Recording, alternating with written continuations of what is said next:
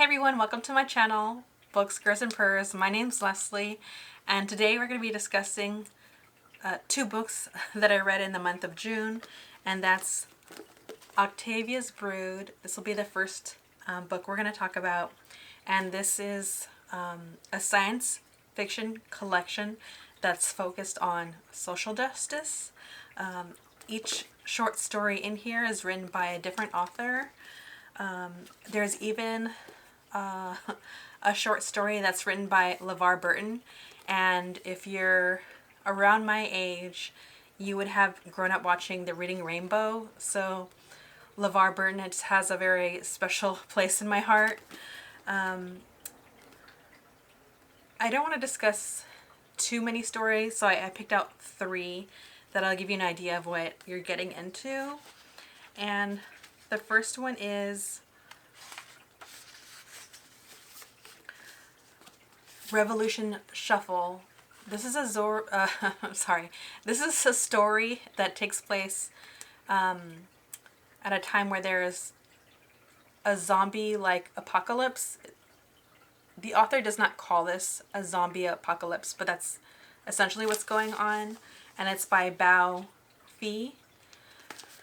So in this story, there is a virus that breaks out, and that spurs not just humanity's survival, but also xenophobia, anti-Asian hate.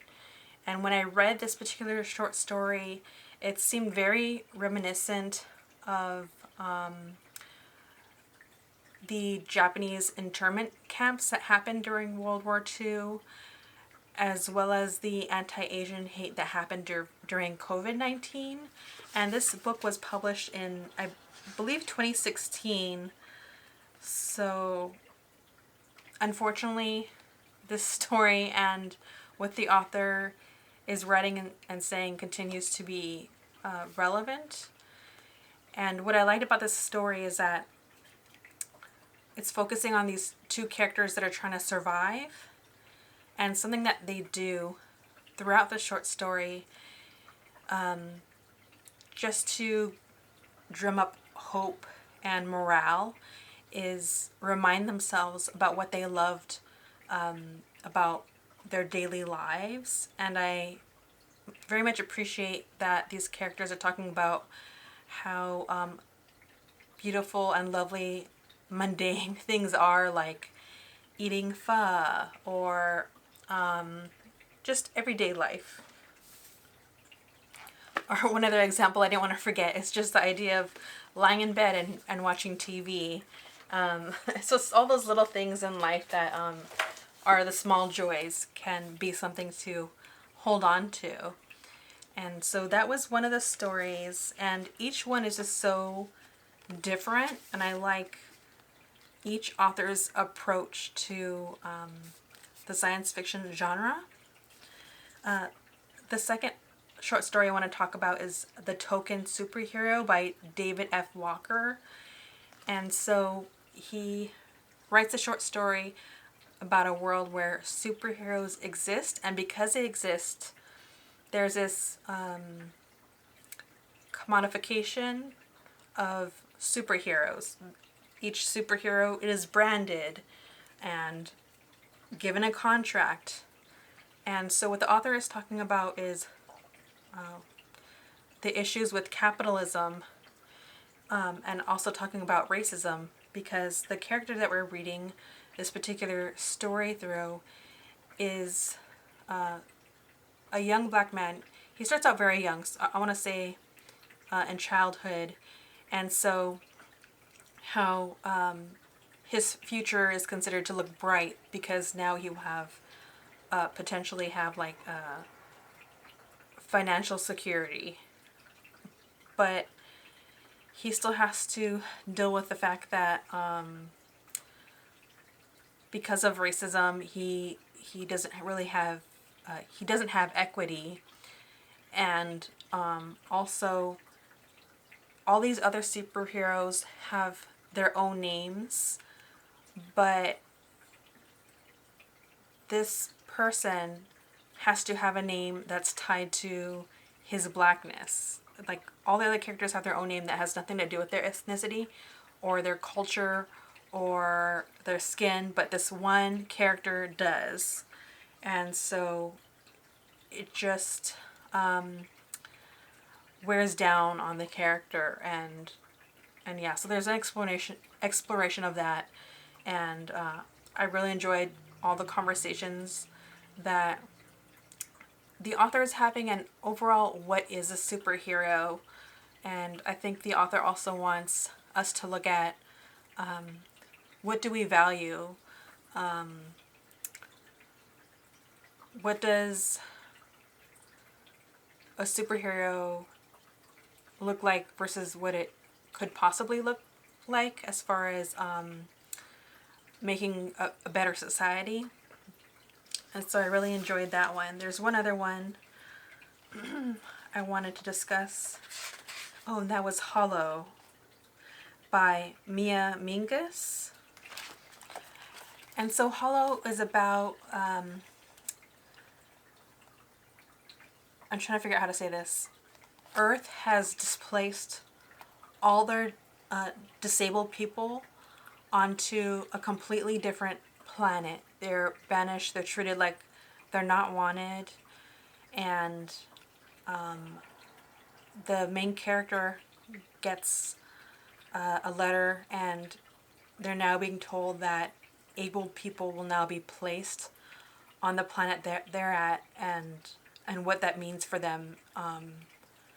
And I think that speaks to people not being treated equal, and how these group of people are displaced, but suddenly when, I guess you could say, their resources or the planet that they're on are needed, it just keeps them like being pushed aside. And I'm sure there's more that could be said about what's going on in that short story, but once again, I just wanted to point out how every single story is just so different, and when you're reading it, how their approach to science fiction is also just so polar opposite of the next story and the next story and the next story.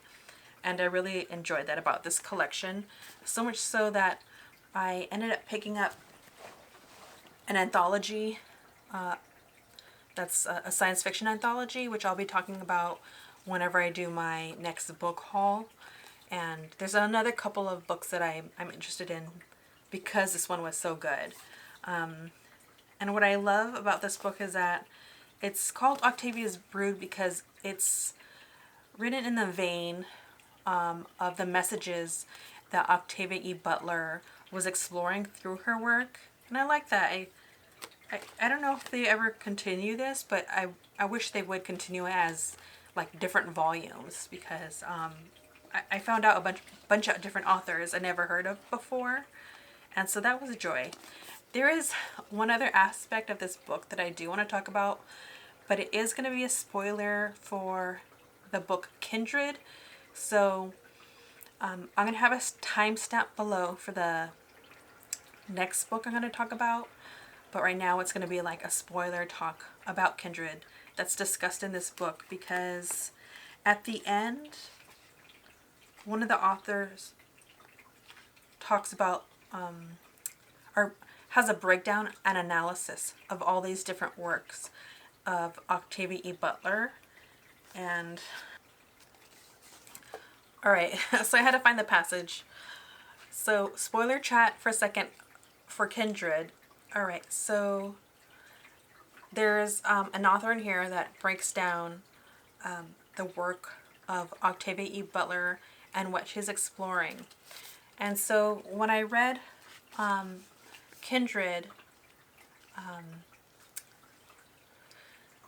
the character of Dana keeps getting pulled in present time to the antebellum South, and there's not really a rhyme or reason to that. And I felt like that was symbolic of the fact that she shouldn't have to be pulled back in time, just like slavery shouldn't exist, and there's no reason that it should exist, right? So that's how I felt about that. But something else that I've been chewing on, and I've already read the book twice, so I kind of want to go back, is that there have been critiques ever since the book came out about how Dana doesn't really go back in time and try to help her blood relatives, ancestors escape, but instead is trying to focus on her relative that's actually the slave owner. I can't even think of the character's name right now, but she keeps getting pulled back and interacting with this child that then becomes an adult and becomes the slave owner of the people that are enslaved. And so one of the critiques is, why did she go back and do that? Why did she try helping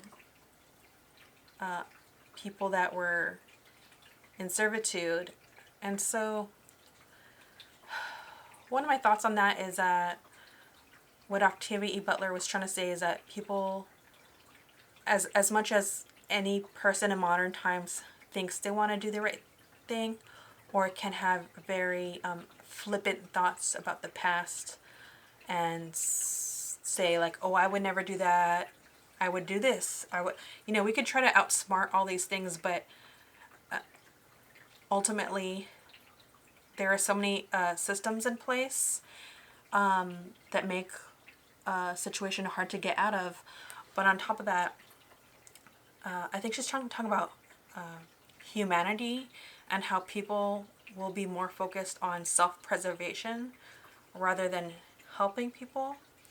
I say that all because it's still something I'm chewing on, but then I was reading this author's analysis of what Dana went through, and she says, I'm going to read 2 paragraphs.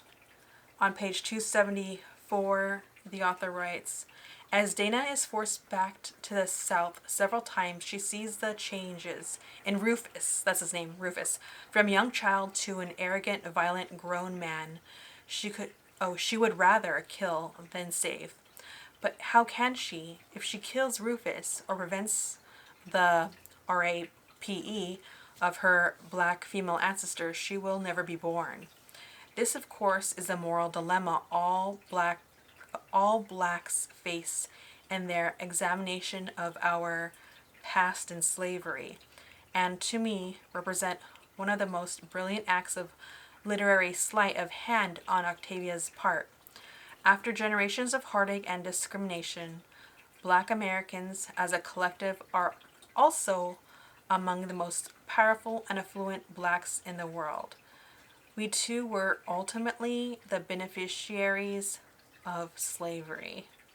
And so the author then goes on to talk about Stockholm Syndrome and a couple of other things specific to Kindred, and I just thought that that was a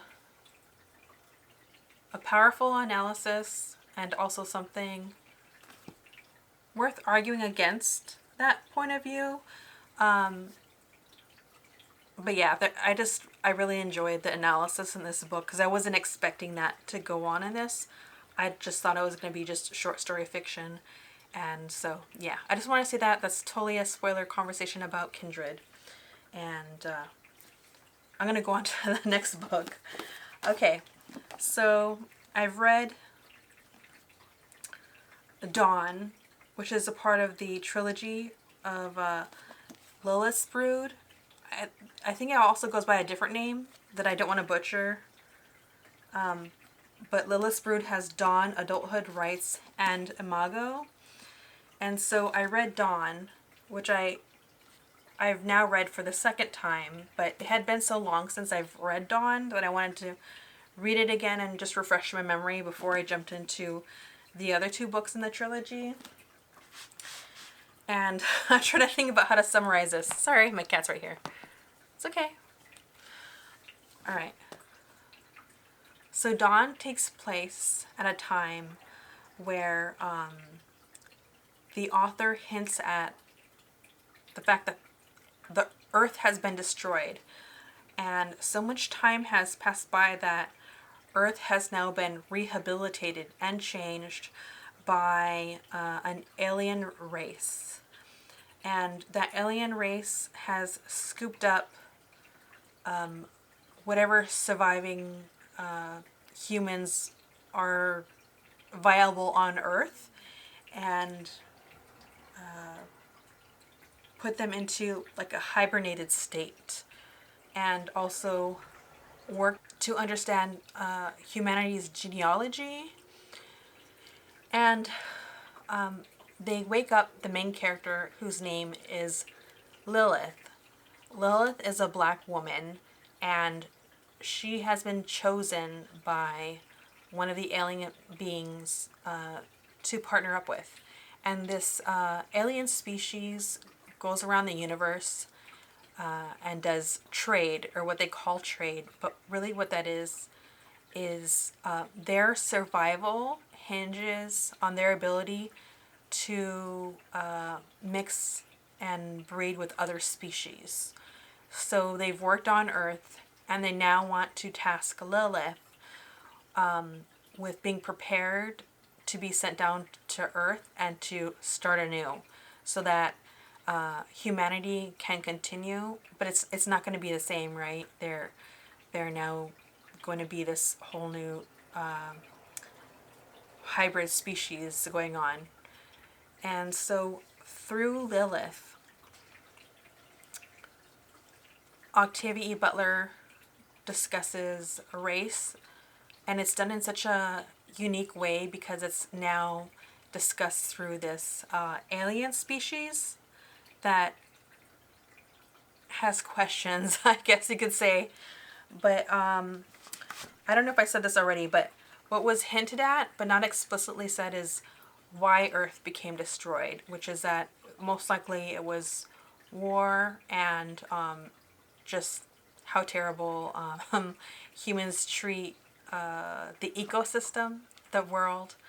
And so that's like hinted at, but nothing specific is really stated. And I think that I really enjoy that because that allows a reader to chew on all the different ways in history and current times that humanity is hurting Earth. And through, I think, Lilith and this alien species, they are discussing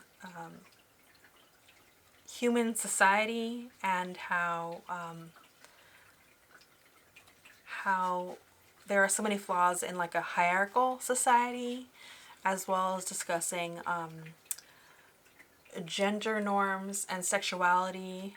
And reading this book for the second time, I think I really missed the first time, or I just don't remember the conversation around gender.